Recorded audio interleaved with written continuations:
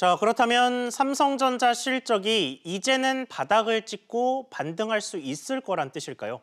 관련해서 취재기자와 자세히 분석해 보겠습니다. 서주연 기자 나왔습니다. 자, 서 기자. 먼저 삼성전자 실적이 반등할 수 있을 거라는 근거들이 좀 있습니까? 네, 일단은 그동안의 실적 하락세가 멈추고 상승한 것이 주목이 되고 있는 상황입니다. 2분기 삼성전자의 영업이익은 6조 원대에 머물렀었습니다. 미중 무역 전쟁, 스마트폰 경쟁 심화 등이 겹쳤기 때문인데요. 예. 여기에 3분기에는 한일 외교 갈등에 따른 공급망이 또 위기를 맞았습니다.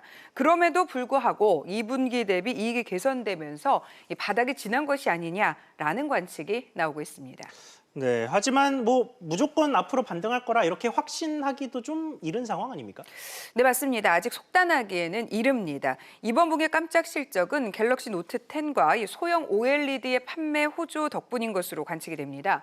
하지만 본격적인 실적 반등 여부를 알 수 있는 열쇠는 반도체가 쥐고 있습니다.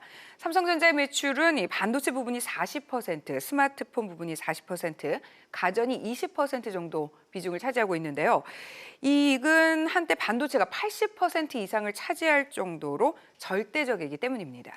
그러니까 결국 핵심은 글로벌 반도체 업황이다. 이렇게 이해하면 될까요? 네, 그렇습니다. D램 가격이 올 초에 비해서 반토막이 났습니다. 하지만 그래프에서 보이는 것처럼 최근 하락세가 진정이 되고 있는데요. 하지만 아직 상승 전환을 장담하기엔 아직 이르다는 분석이 나오고 있습니다. 이와 관련해서 김기남 삼성전자 부회장도 이 메모리 반도체 가격은 늘 변수가 많아 지켜봐야 한다라고 조심스럽게 이야기를 했습니다.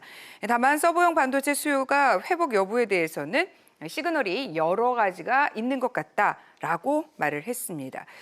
결국 세계 반도체 업황이 회복 여부는 미중 무역 전쟁 등 대불확실성이 제거되어야 알 수 있을 것으로 보입니다. 예. 전문가들은 미중 무역 분쟁이 중국 화해에 대한 반작용으로 삼성의 스마트폰 부문에는 긍정적인 영향을 미치고 있는 것으로 보고 있는데요. 하지만 반도체 부문에는 글로벌 수요 위축 등 부정적인 영향을 주고 있는 것으로 분석이 되고 있습니다. 따라서 미중 무역 협상의 결과와 또 그에 따른 본격적인 수요 회복의 여부는 내년쯤에 날 수 있을 것으로 전망이 됩니다. 그렇군요. 네, 서 기자 얘기 잘 들었습니다.